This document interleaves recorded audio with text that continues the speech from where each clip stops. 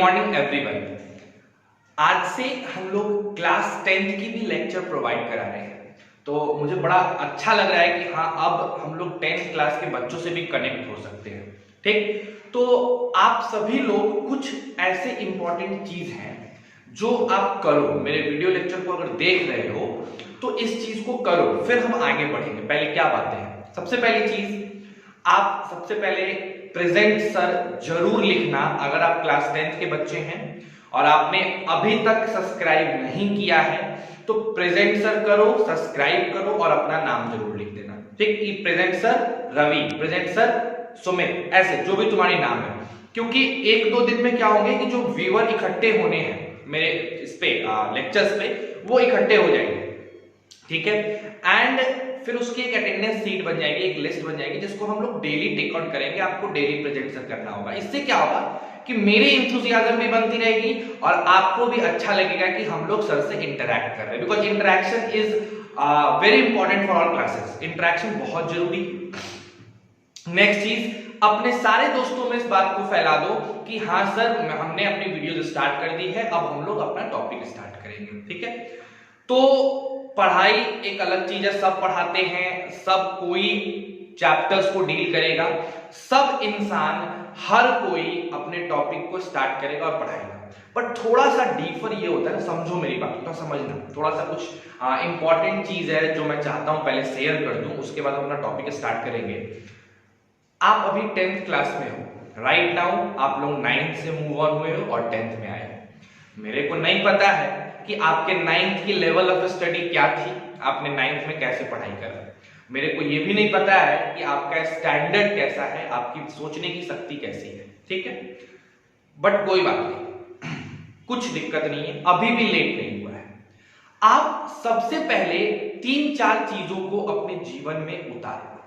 सबसे पहली चीज, एक लक्ष्य बनाओ अपने लाइफ का, एक एम बनाओ अपने लाइफ का, क्योंकि जब तक तुम्हारे पास तुम्हारा एम नहीं होगा ना, तुमको एक मोटिवेशनल एनर्जी नहीं मिलेगी उस एम को पाने के लिए।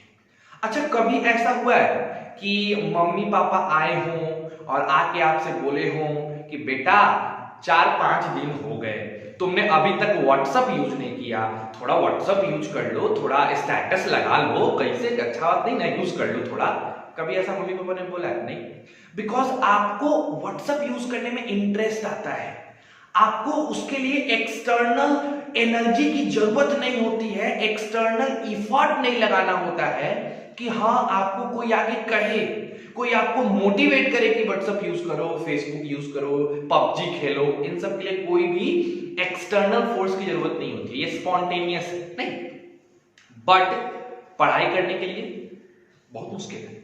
नहीं, कुछ बच्चे होते हैं जिनको जिस सब्जेक्ट में इंटरेस्ट होता है उस सब्जेक्ट को अपने से पढ़ते हैं, लेकिन जिस सब्जेक्ट में इंटरेस्ट नहीं होता है उसको सोचते हैं कि किसी तरह निपटा लें। ठीक, तो पढ़ाई आपकी या आपकी लेवल तभी डेवलप करेगी जब आपको एक्सटर्नल एनर्जी की जरूरत नहीं पड़ेगी।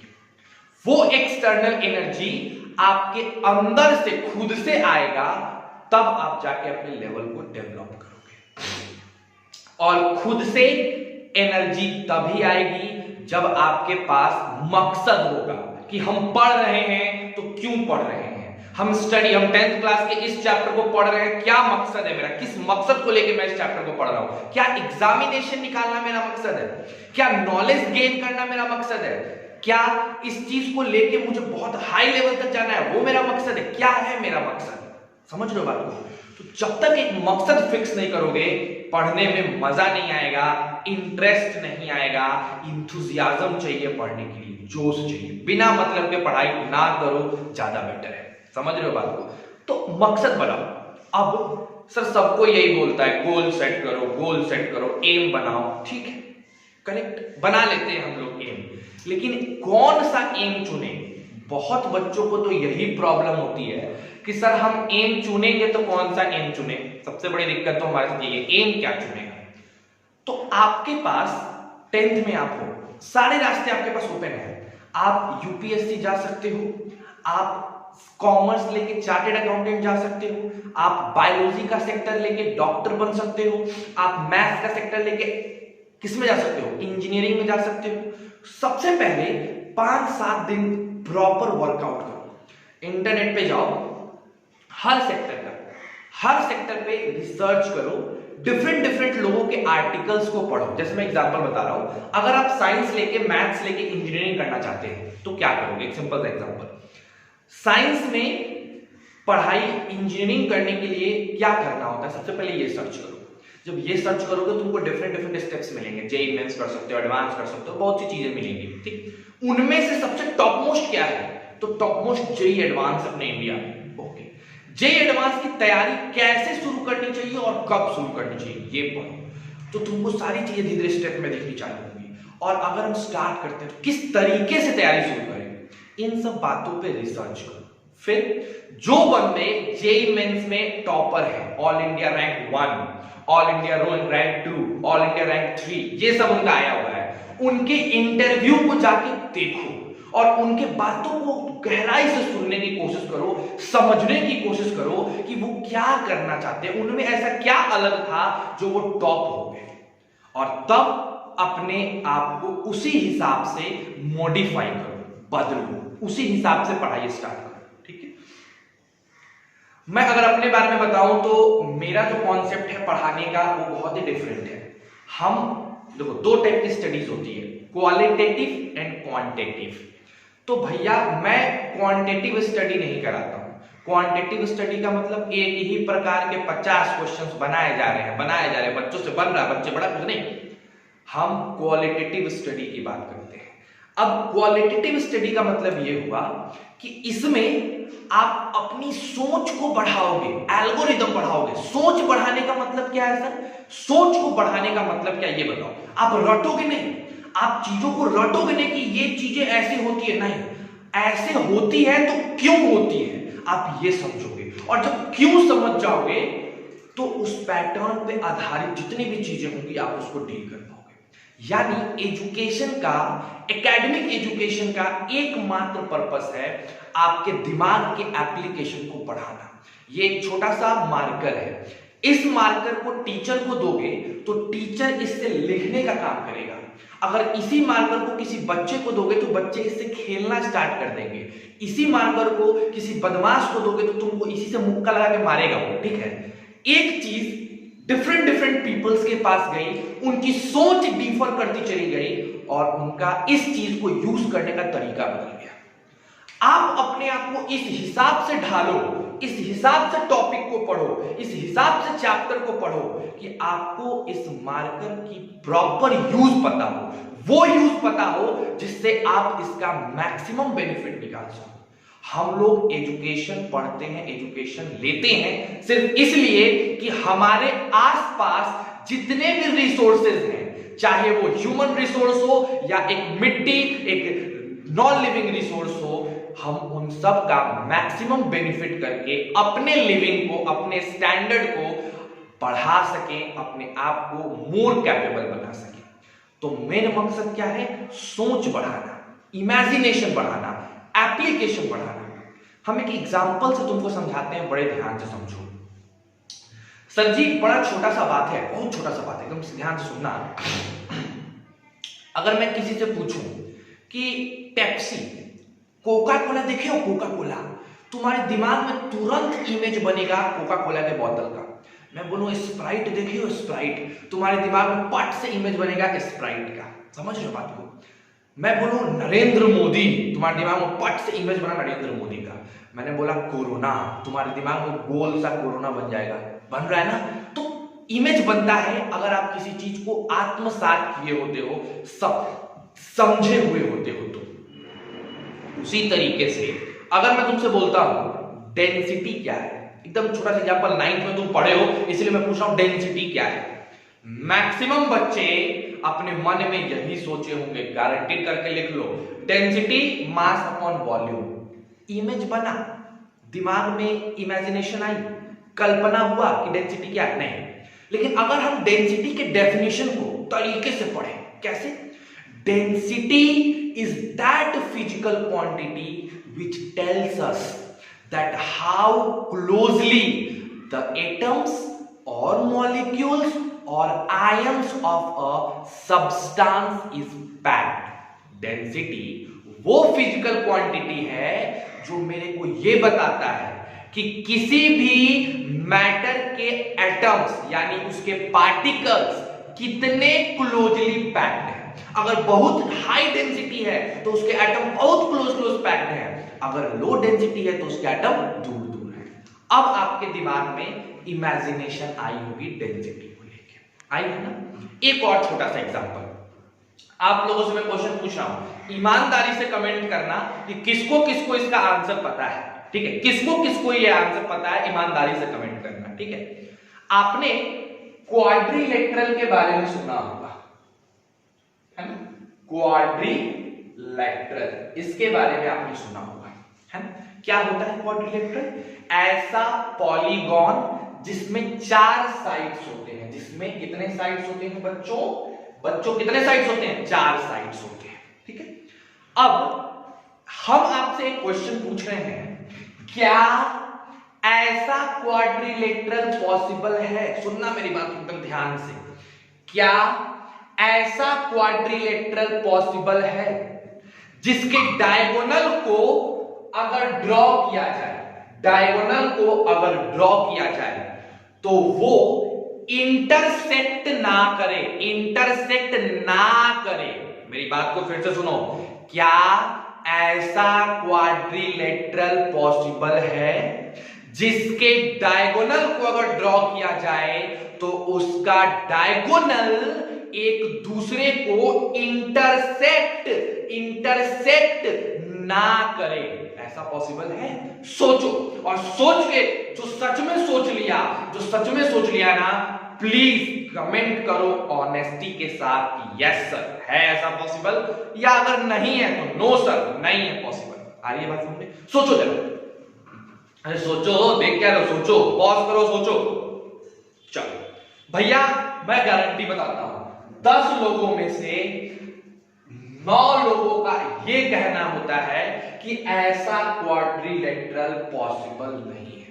सर स्क्वायर लोगे फिर भी कटेगा, रेक्टेंगल लोगे फिर भी कटेगा, ट्रेपेजियम लोगे फिर भी कटेगा, काइट लेंगे फिर भी कटेगा, पैरेललोग्राम लेंगे फिर भी, हर जगह तो कटबे कर रहा है।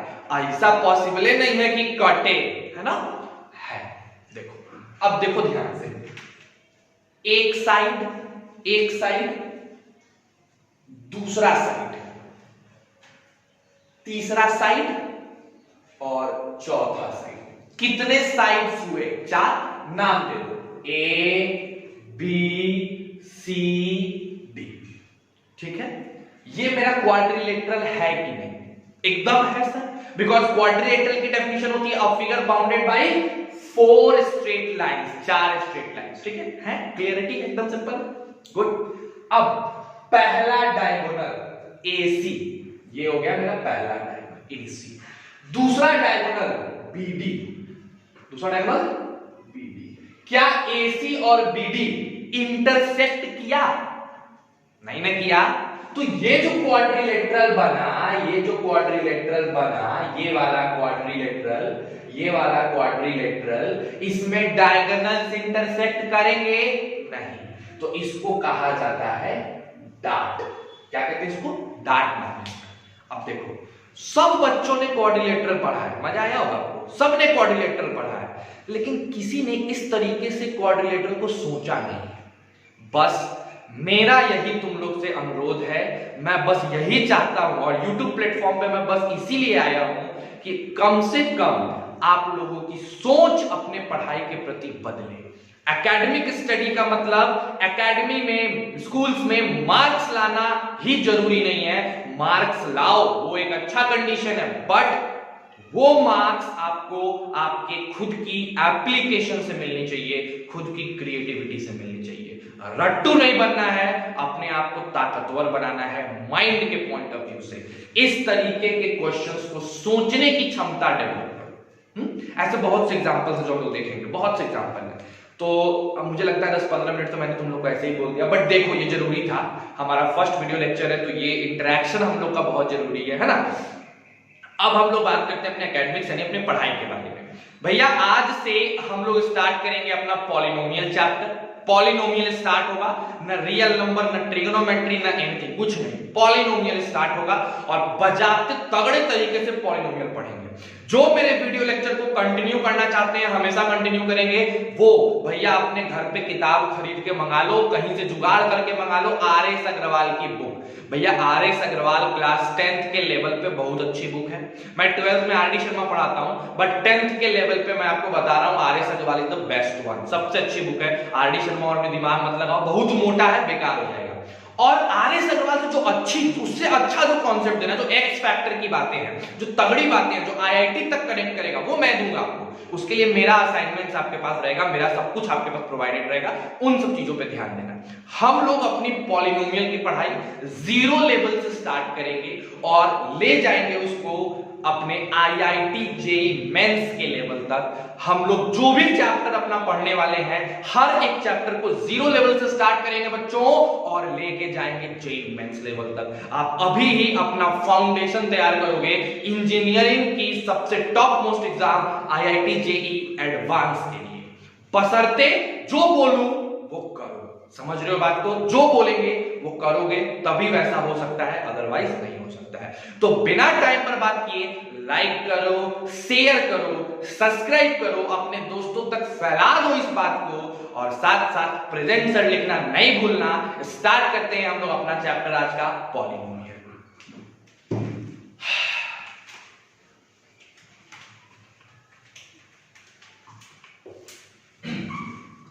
देखिए बच्चों, मैं कोई भी चैप्टर जब स्टार्ट करता हूं ना, तो सबसे पहले आपको एक ब्रेन मैप प्रोवाइड कराता हूं कि इस चैप्टर में क्या क्या टॉपिक हैं जो हमें पढ़ने हैं, और स्टेप वाइज स्टेप पढ़ना है। ये बहुत जरूरी चीज होती है, इससे तुमको फायदा मिलता है। क्या फायदा मिलता है थोड़ी देर बाद समझ आएगा। पहले हम लोग देख लें कि पॉलिनोमियल चैप्टर में मेरे को पढ़ना क्या है, ठीक है? आज भैया हमारा जो चैप्टर शुरू हो रहा है वो है पॉलिनोमियल। अच्छा, आपको मैं एक राज की बात बताता हूं, बहुत राज की बात है। ये पॉलिनोमियल चैप्टर बच्चों, ये पॉलिनोमियल चैप्टर आपके 10th क्लास के बुक में 2 हिस्सों में बांट दिया गया है। नॉर्मल पॉलिनोमियल का ज्ञान दूसरे चैप्टर में दिया गया है और क्वाड्रेटिक पॉलिनोमियल का ज्ञान अलग चैप्टर में दिया गया है। हम ऐसा नहीं करेंगे। हम लोग पॉलिनोमियल अगर दूसरे चैप्टर से स्टार्ट कर रहे हैं तो क्वाड्रेटिक इक्वेशन भी इसी में कंक्लूडेड होगा, एक साथ होगा। छितिर पितिर करके पढ़ाई मजा नहीं आता है ना, तो बढ़िया से पढ़ना। बोलो क्लियर है पॉलिनोमियल? तो सर पॉलिनोमियल में कौन कौन सी चीज पढ़नी है ये हम लोग जरा देखते हैं। सबसे पहली चीज जो मैं आपको बताऊंगा वो बताऊंगा बेसिक टर्म्स। कुछ बेसिक टर्म्स होते हैं जो आपको जानना बहुत जरूरी है। जैसे पहला बेसिक टर्म जो मैं आपको बताऊंगा कि क्या होता है कांस्टेंट। अरे आपको पता है, आप काफी अच्छा है, अगर आपको पता है क्या होता है कांस्टेंट, खुश हो जाओ, ठीक है। दूसरा, जब आप कांस्टेंट जान जाओगे तो मैं बताऊंगा आपको आर्बिट्री कांस्टेंट क्या होता है, आर्बिट्री कांस्टेंट क्या होता है, ठीक है। उसके बाद हो सकता है बहुत बच्चे इसको नहीं जानते हो, एकदम ऐसी छोटी छोटी बात बताऊंगा, मजा आ जाएगा। बशर्ते कंसंट्रेशन के साथ, एंथुसियाज्म के साथ वीडियो को कंटिन्यू करते रहो, है ना। चलो, कांस्टेंट, फिर आर्बिट्री कांस्टेंट, फिर हम लोग आएंगे बच्चों वेरिएबल पे। क्या सीखेंगे? वेरिएबल क्या होता है। अब आप वेरिएबल भी जानते होंगे, लेकिन आपको यह नहीं पता होगा कि वेरिएबल 2 प्रकार का होता है। कौन कौन सा? पहला होता है इंडिपेंडेंट वेरिएबल। क्या होता है बच्चों? Independent variable. और जो आपका दूसरा होता है वो होता है डिपेंडेंट वेरिएबल। 2 प्रकार के वेरिएबल होते हैं जो आपको सीखना है, ठीक है। जब आप वेरिएबल सीख जाएंगे ना बच्चों, तो मैं आपको सिखाऊंगा एक्सप्रेशन क्या होता है। एक्सप्रेशन क्या होता है, किसको एक्सप्रेशन कहते हैं, और उसके बाद मैं आपको सिखाऊंगा इसमें कि भैया इक्वेशन क्या होता है ना। और आखिरी में जब आप इक्वेशन सीख जाओगे तो मैं सिखाऊंगा इन इक्वालिटीज क्या होते हैं। ठीक, इतने बेसिक टर्म को जब आप सीखोगे ना तब आप जाके पॉलिनोमियल को बेहतरीन तरीके से समझने के कैपेबल हो जाओगे। तो ये हो गया पहला टर्म जो आपको सीखना है, बेसिक बेसिक बातें। जब ये बेसिक बातें सीखेंगे तब हमारे पास दूसरा आएगा कि भैया जी हमारा पॉलिनोमियल्स क्या होता है, किसको पॉलिनोमियल्स कहा जाता है, क्या है पॉलिनोमियल, है ना। जब आप पॉलिनोमियल सीख लीजिएगा तो थर्ड नंबर पे, तीसरे नंबर पे मैं आपको बताऊंगा कि पॉलिनोमियल की डिग्री क्या होती है, डिग्री ऑफ पॉलिनोमियल। ठीक है, डिग्री सीखेंगे फिर हम लोग, डिग्री पे बेस्ड कुछ क्वेश्चंस करेंगे, है ना, कुछ क्वेश्चंस किया जाएगा। फिर फोर्थ नंबर पे पॉलिनोमियल हो गया, डिग्री ऑफ पॉलिनोमियल हो गया। फोर्थ नंबर पे हम लोग सीखेंगे types of polynomial, types of polynomial. अब देखो बच्चों, पॉलिनोमियल को दो भागों में बांटा गया है, दो भागों में, है ना, दो टाइप्स किए हैं। अब देखो एक बात समझना, कभी भी हम लोग जब कभी भी किसी को विभाजित करते हैं, कोई चीज को टाइप्स में कैटेगराइज करते हैं, then we must have certain basis. हमारे पास कुछ आधार होता है, कुछ बेसिस होता है, हम उस बेसिस के बिहाफ पे, बेसिस को कंसीडर करके उसको क्या करते हैं, अलग अलग भागों में बांट देते हैं। तो उसी तरीके से पॉलिनोमियल को दो बेसिस पे बांटा गया। पहला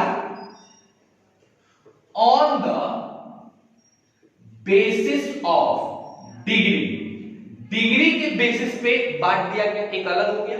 और दूसरा था on the basis of number of terms, degree के बेसिस पे और नंबर ऑफ टर्म्स के बेसिस पे, दो भागों में इसको बांटा गया।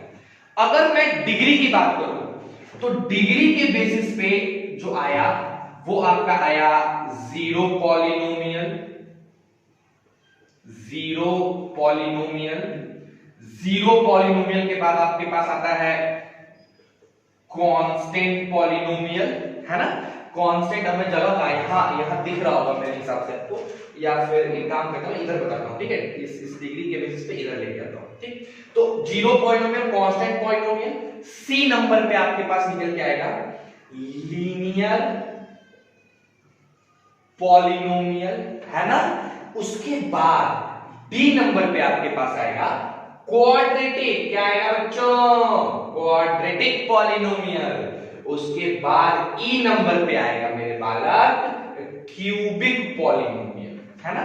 जब ये पढ़ लोगे तब मैं यहां लिखता हूं एफ नंबर पे आएगा बाई क्वाड्रेटिक पॉलिनोमियल। और एक और मैं आपको बताऊंगा जी, क्विंटिक पॉलिनोमियल। अब देखो अपने 10th का सिलेबस ना ये क्यूबिक पॉलिनोमियल तक ही फिक्स है, कुछ क्वाड्रेटिक यानी बाई क्वाड्रेटिक के क्वेश्चंस आ जाते हैं, लेकिन हम लोग थोड़ा एक्स्ट्रा पढ़ेंगे, क्विंटिक तक पढ़ेंगे, 5 वाले तक पढ़ेंगे। उसके बाद on the basis of number of terms, इसमें आता है मोनोमियल, इसमें क्या आएगा, इसमें आएगा मोनोमियल। फिर क्या आएगा, बाइनोमियल। फिर क्या आएगा, ट्राइनोमियल, क्वाड्रिनोमियल। ऐसे करते करते ये नंबर ऑफ टर्म्स पे जाएगा। तो इस पे उतना फोकस नहीं करना है, अपने को इसको लेके चलना है। तो आपने क्या क्या पढ़ा, कुछ बेसिक टर्म्स पढ़ोगे, कुछ बेसिक टर्म्स आपको याद रखना है। पॉलिनोमियल्स क्या होता है वो पढ़ेंगे, डिग्री ऑफ पॉलिनोमियल पढ़ेंगे, टाइप्स ऑफ पॉलिनोमियल पढ़ेंगे। ठीक है, अब मेरे पास जगह नहीं है, अभी बहुत कुछ पढ़ने में, पूरा मैप लिखूंगा। आप इसको पहले उतारो, देखो आप कैसे उतारोगे मैं समझा रहा हूं। अभी रफ में 1 नंबर 2 नंबर 3 नंबर करके उतारो सीरियल वाइज, ठीक है। उसके बाद क्या करना कि एक चार्ट पेपर लेना और उस चार्ट पेपर पे उसको एकदम अच्छे से पॉलिनोमियल, फिर 1 नंबर पे क्या, दूसरे नंबर पे क्या, ऐसे ब्रांचिंग कर करके अच्छे से बना लेना, ठीक है। और अपने घर पे जहां पे भी लगो उसको चिपका देना। इससे क्या होगा ना कि जब कभी भी आपको पता है एक पूरा चैप्टर आपके दिमाग में रहेगा, जब तुम इसको देखोगे तुमको पूरी चैप्टर याद आ जाएगी। और यही तो सबसे बड़ी बात है, इसी से तो कॉन्फिडेंस आएगा चैप्टर में, है ना। तो पहले इतनों को उतारो, मैं 1 मिनट के लिए हटता हूं, पॉज करके उतारो, फिर आगे मैं लिखता हूं, ठीक है? चलो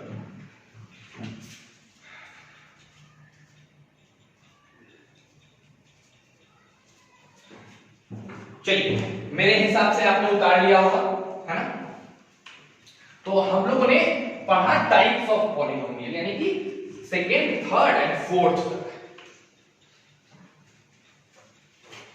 अच्छा, जब टाइप्स ऑफ पॉलिनोमियल हम लोग पढ़ लेंगे तो हमारे पास फिफ्थ नंबर पे आएगा value of polynomial. Value of polynomial, polynomial का वैल्यू कैसे निकालते हैं, ठीक है? जब वैल्यू ऑफ पॉलिनोमियल पढ़ लोगे तो सिक्स्थ नंबर पे मैं आप लोग को समझाऊंगा जीरोज ऑफ पॉलिनोमियल। ये बड़ा मजेदार है ना? जीरोज ऑफ पॉलिनोमियल, इसको स्टार लगा लो, ये बड़ा इंपॉर्टेंट टॉपिक है। जब आप जीरोज ऑफ पॉलिनोमियल पढ़ लीजिएगा तो मैं आपको बताऊंगा सेवेंथ नंबर पे how to find zeros of polynomial. अब देखो भैया, पॉलिनोमियल तो मेरे पास लीनियर पॉलिनोमियल होता है, लेकिन मेरी जो सिलेबस है इसमें वो दो चीजों को लेके चलती है। एक क्वाड्रेटिक पॉलिनोमियल को लेके चलेगी और दूसरा क्यूबिक पॉलिनोमियल को लेके चलेगी, ठीक? तो मैं आप लोगों को बताऊंगा कि आखिर पॉलिनोमियल का जीरो निकालते कैसे हैं। अगर हम क्यूबिक पॉलिनोमियल की बात करें तो इसको निकालने का तरीका होता है हिट एंड ट्रायल मेथड, ठीक है? इसको निकालने का तरीका होता है हिट एंड ट्रायल मेथड। लेकिन अगर मैं बात करूं क्वाड्रेटिक पॉलिनोमियल का तो इसका तीन तरीका। पहला तरीका फैक्टराइजेशन मेथड, ठीक है? जब आप फैक्टराइजेशन सीख जाओगे तो मैं दूसरा सिखाऊंगा आपको, वो होगा कंप्लीटिंग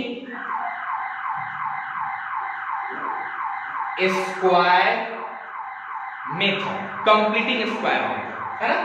फिर ये जब हो जाएगा तो तीसरे नंबर पे मैं आपको सिखाऊंगा फैक्टराइजेशन कंप्लीटिंग के बाद क्वाड्रेटिक फॉर्मूला, जिसको श्रीधर आचार्य रूल भी कहते हैं। क्या कहते हैं? श्रीधर आचार्य रूल, क्योंकि उन्होंने दिया था तो उनके नाम पे है। ये अपना 7वां नंबर हो जाएगा। इसके बाद 8वां नंबर टॉपिक हम पढ़ेंगे relation between coefficients and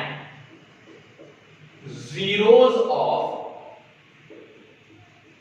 polynomial, ठीक है? कोएफिशिएंट और जीरोज ऑफ पॉलिनोमियल के बीच रिलेशन पढ़ना है, ठीक? जब इसको पढ़ लोगे तो 9th नंबर पे मैं बताऊंगा concept of discriminant and its application, ठीक है? डिस्क्रिमिनेंट का कॉन्सेप्ट क्या है और उसका एप्लीकेशन क्या है, ये 9th नंबर पे हम पढ़ेंगे। फिर 10th नंबर हमारे पास आएगा बेहतरीन, बहुत अच्छी चीज, ग्राफिकल कॉन्सेप्ट।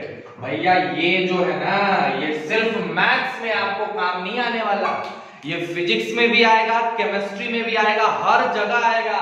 ये बहुत इंपॉर्टेंट है, बहुत। तो ये ग्राफिकल कॉन्सेप्ट मैं आपको बताऊंगा, ठीक है?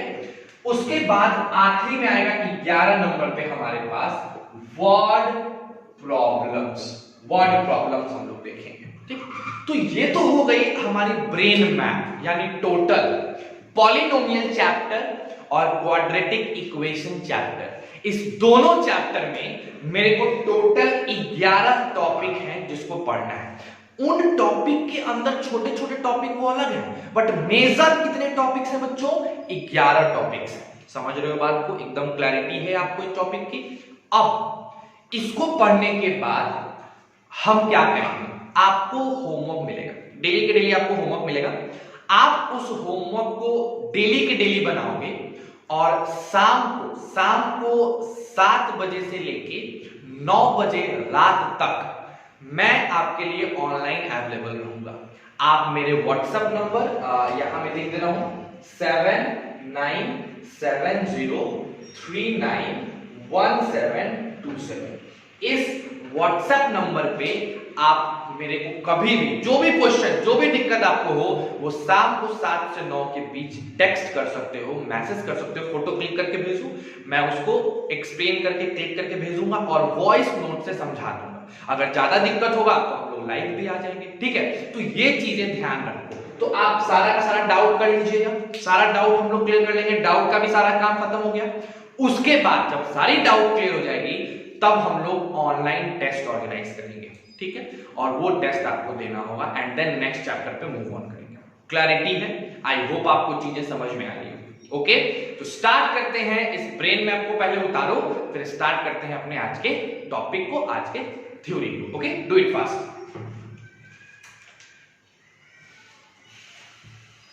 पॉज करके उतारना है ना, पॉज करो, उतारो, मैं मिटाऊं मत तुरंत।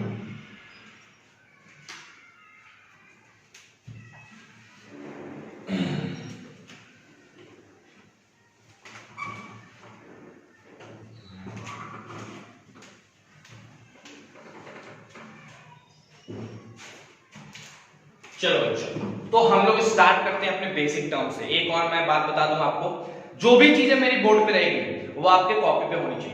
जितनी भी चीजें मेरे बोर्ड पे है वो अपने कॉपी पे रखो, बढ़िया जरूरी चीज है, नहीं रखोगे दिक्कत है, बहुत दिक्कत है।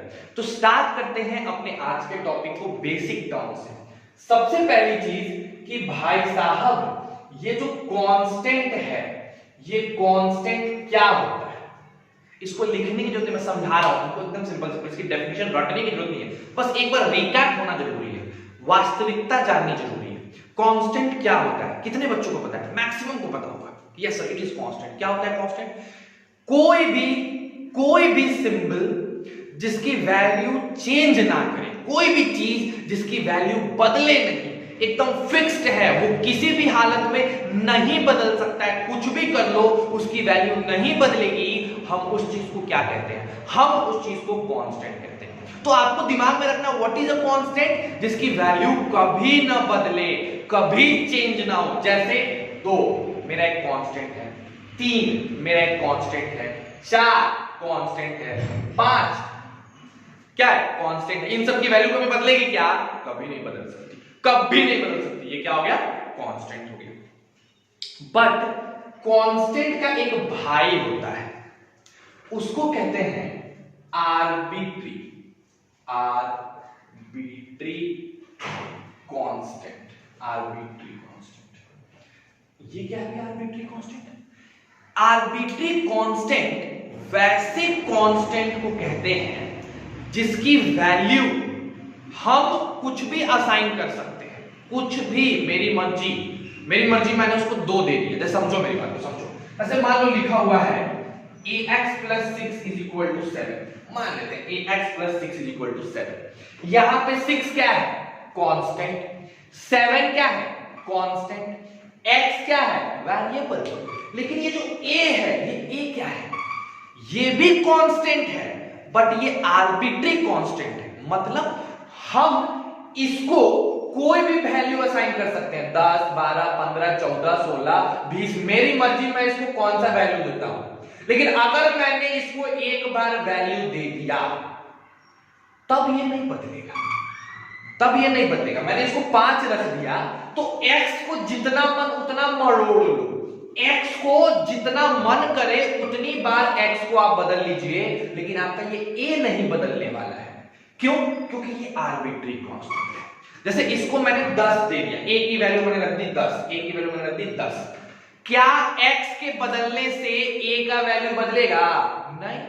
तो a कैसा है? आर्बिट्री। तो मेरा मन था तो मैंने इसको 10 दिया ना, हो सकता है तुम्हारा मन करे तुम इसको 5 दे दो। तो इसका डेफिनेशन यही कहता है कि arbitrary constant are those constant to which we can assign any value, but that value must not be alter, change नहीं होगा, मस्ट नॉट बी ऑल्टर by changing the variables. Variable के वैल्यू को बदलने से जिस आर्बिट्री, जिस सिंबल की वैल्यू न बदले उस सिंबल को हम लोग क्या कहते हैं, आर्बिट्री कांस्टेंट। समझ रहे हो? जैसे linear equation in two variable. Equation बताओ, ax plus by plus c बराबर 0।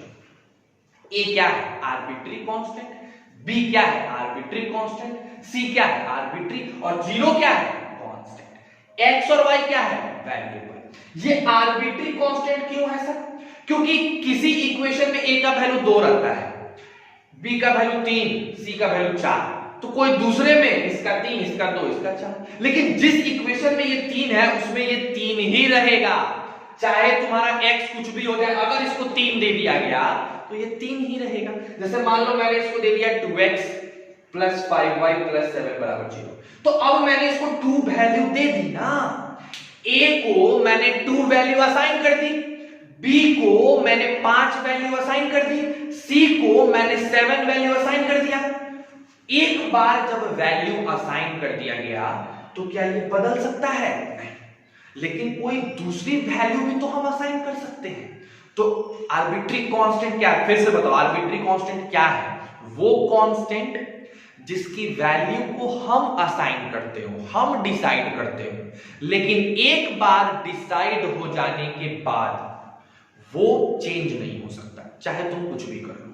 समझ गए? And that's why it is called arbitrary constant. ठीक, जो भी थोड़ा बहुत बोर्ड पे लिखा है पॉज करके उतार लो, फिर आगे बढ़ते हैं, है ना।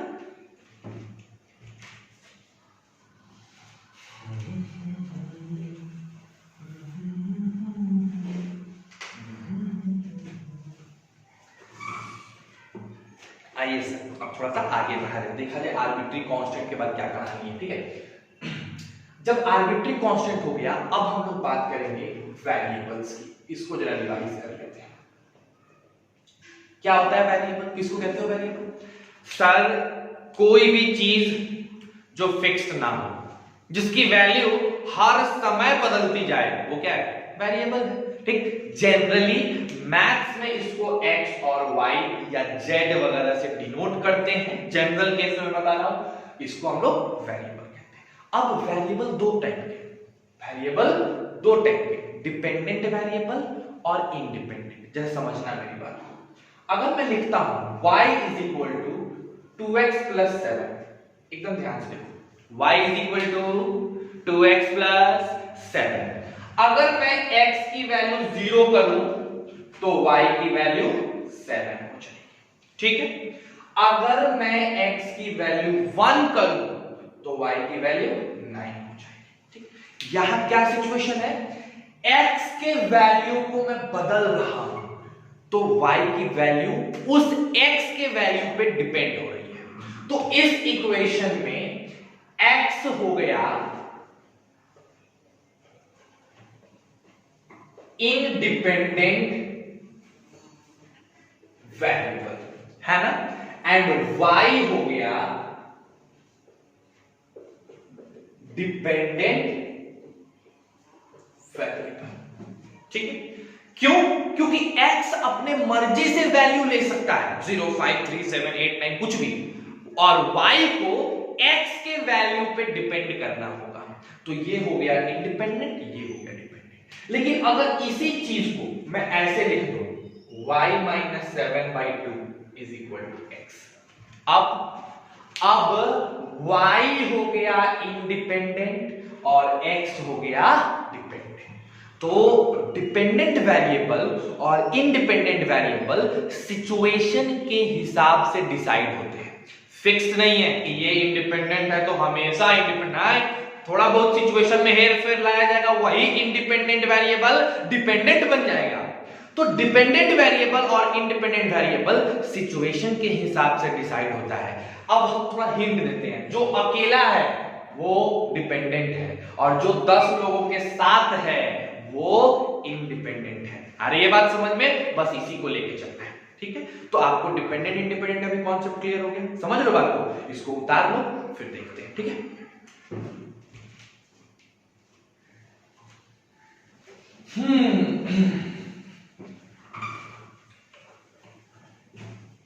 नेक्स्ट बात क्या है, डिपेंडेंट इंडिपेंडेंट तो हो गया। अगला है आपके पास एक्सप्रेशन। ये मजेदार बात है, चलो देखते हैं कितनों को पता है, कितने लोग जानते हैं कि एक्सप्रेशन क्या होता है। सिंपल सी बात है, कितने लोगों को पता है व्हाट इज अ एक्सप्रेशन। चलो जिनको भी पता है कमेंट बॉक्स में लिखो yes sir I know what is expression. Come on do it fast, लिखो जरा, देखो जरा। चलो देखते हैं, जो भी हो देखा जाएगा। हम तो फिलहाल अभी नहीं देख पाएंगे, जब वीडियो अपलोड होगा तभी देख पाएंगे। आज एक्सप्रेशन की बात करते हैं। कहता है कि आप ले लो वेरिएबल, समझना मेरी बात को एकदम, आप ले लो वेरिएबल, ठीक है। आपने ले लिया कांस्टेंट, आपने ले लिया वेरिएबल, आपने ले लिया कांस्टेंट, आपने ले लिया मैथमेटिकल ऑपरेटर, मैथमेटिकल ऑपरेटर्स। ये क्या होते हैं सर? अरे मैथ्स का ऑपरेशन करने वाला, प्लस माइनस मल्टीप्लाई डिवाइड, ये सब क्या है? Mathematical operators. आपने क्या किया, आपने एक स्टेटमेंट तैयार किया, या स्टेटमेंट के बजाय हम कह सकते हैं एक फैक्ट, एक न्यूमेरिकल स्टेटमेंट। क्या? वेरिएबल, कांस्टेंट और मैथमेटिकल ऑपरेटर को मिला दिया, मिला के एक सेंटेंस, एक स्टेटमेंट तैयार किया, and that statement is called expression. जैसे ये देखो 7x - 3y + 11, ये एक एक्सप्रेशन है। इसमें वेरिएबल्स भी हैं, कांस्टेंट भी हैं, मैथमेटिकल ऑपरेटर भी है। ये मेरा एक क्या हो गया? एक्सप्रेशन हो गया। दूसरी चीज 5x + 3y - 11/12, ये भी एक एक्सप्रेशन है। तो what is expression? Expression is the combination of variables, constant with the help of mathematical operator. ठीक है, कोई दिक्कत इसमें नहीं, एकदम आराम समझो। देखो एक एक चीज मैं लिखवा दूंगा, एक एक चीज आपको लिखा हुआ मिल जाएगा, कोई टेंशन इसमें मत करो। ये वीडियो जब मैं अपलोड करूंगा, चाहे जो भी चीजें अपलोड होंगी, इसको अपलोड करने के बाद आज पहले चीजों को समझो, थोड़ा मेरे से गेट टुगेदर हो जाओ। कल मैं इसका पीडीएफ कॉपी कल के वीडियो में डिस्क्रिप्शन बॉक्स में लगा दूंगा, कल उसको लिख लेना। अभी समझो, बिकॉज मैं चाहता हूं पहले आप मेरे से इंटरैक्ट करिए, मेरे से थोड़ा सा कहते हैं यूज्ड टू हो जाओ मेरे से, तब तो समझ में आएगी ना चीजें। तो देखो देखो फिजिकली बात एक अलग होती है, फिजिकल जब हम कनेक्शन स्टार्ट करते हैं तो ज्यादा इंपैक्ट पड़ता है। अभी क्या है, आप ऑनलाइन देख रहे हो मेरे को, ठीक, तो मैं एकदम अननोन हूं, समझ एकदम अलग हूं, तो फिर आपको थोड़ा सा इंटरेक्शन करना पड़ेगा मेरे से, तो जाके चीजें क्लियर होगी। ध्यान से देखो मैं क्या बता रहा हूं, क्या समझाने की कोशिश कर रहा हूं। एक्सप्रेशन क्या होता है, मैंने क्या बोला, अगर आपने नंबर्स, वेरिएबल्स, कांस्टेंट, इन सब को मैथमेटिकल ऑपरेटर का प्रयोग करके कंबाइन कर दिया, तो एक एक्सप्रेशन बनता है।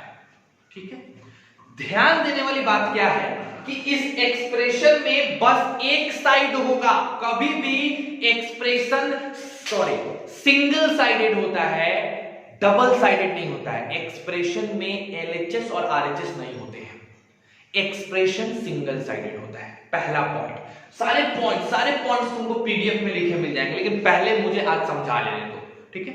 तो एक्सप्रेशन क्या होता है, सिंगल साइडेड, यानी एक साइडेड होता है एक्सप्रेशन, ठीक है। दूसरी बात क्या है सर, सिंगल साइडेड होने के साथ साथ और क्या बता सकते हो आप, एक्सप्रेशन का सॉल्यूशन नहीं किया जाता है, एक्सप्रेशन का सिंप्लीफिकेशन होता है। एक्सप्रेशन का क्या होता है, सिंप्लीफिकेशन। ये चीज ध्यान रखना है, ठीक है।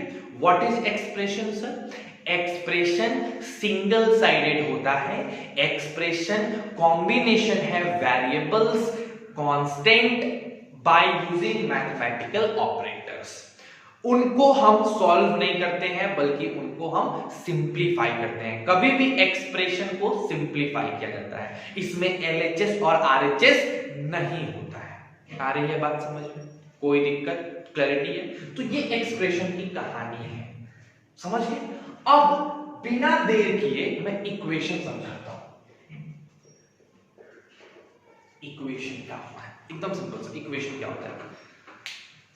एक्सप्रेशन को ही इक्वेशन कहते हैं कब? जब एक्सप्रेशन किसी चीज के बराबर आ जाए, मतलब when two expression is equated by equal to sign, then they are called equation. समझ में आ रहा है? अगर आपने एक एक्सप्रेशन को दूसरे एक्सप्रेशन के बराबर कर दिया है, LHS और RHS ला दिए हैं, तो ये बन जाता है इक्वेशन. जैसे एग्जांपल के तौर पे देखो, मेरा एक एक्सप्रेशन है x + 7, ठीक, और मेरा दूसरा एक्सप्रेशन है और 2x - 2x + 9, है ना. हमने क्या किया, दोनों को बराबर कर दिया. यहां LHS मेरे पास आ गया और यहां RHS आ गया, तो ये चीज बन गया मेरा इक्वेशन. बहुत स्लाइट अंतर होता है एक्सप्रेशन और इक्वेशन में. Expression combination of constant and variables है मैथमेटिकल ऑपरेटर का यूज करके, और इक्वेशन दो एक्सप्रेशन को इक्वल टू साइन से कनेक्ट करने के बाद मिलता है. एक्सप्रेशन में एक साइड होता है, इक्वेशन में दो साइडेड होते हैं, LHS और RHS. एक्सप्रेशन को सिंप्लीफाई करते हैं और इक्वेशन को सॉल्व करते हैं, सॉल्यूशन निकालते हैं. ठीक, ये छोटा सा अंतर है. समझ में आ रहा है बातें? आई होप आपको एक्सप्रेशन और इक्वेशन समझ में आया होगा. ठीक, अच्छा चलो, आज हमने जो भी चीज पढ़ा, ठीक है, इसका रिटन PDF लिंक मेरे हाथ से हैंड रिटन होगा बाबू. अभी मैं उतने हाई लेवल पे नहीं हूं कि तुमको टाइप करके चीजें दूं. हाँ, हैंड रिटन का PDF लिंक मेरे टेलीग्राफ चैनल पे आपको भेज दिया जाएगा. आप मेरे टेलीग्राफ चैनल को क्या कर लो, सब्सक्राइब कर लो. ठीक है, फर्स्ट स्टेप के नाम से होगा, मैं लिंक डाल दूंगा डिस्क्रिप्शन बॉक्स में, वहां सब्सक्राइब कर लेना. उस पे तुमको इसका रिटन सारी चीजें जो भी मैंने बताई है, पूरा ब्रेन मैप, ये पूरी चीजें का डेफिनेशन वगैरह के साथ लिखा हुआ आपको एज ए नोट्स मिल जाएगा. बोलो क्लियर है? अब समझ में आया? आज देखो लाइट भी कट गई, लेकिन चलो कोई बात नहीं, मेरे हिसाब से थोड़ा बहुत हम लोग में हो रही होगी बातें. आज के लिए बस इतना ही रहने देते हैं. कल हम लोग और ज्यादा कॉन्सेप्ट पढ़ेंगे.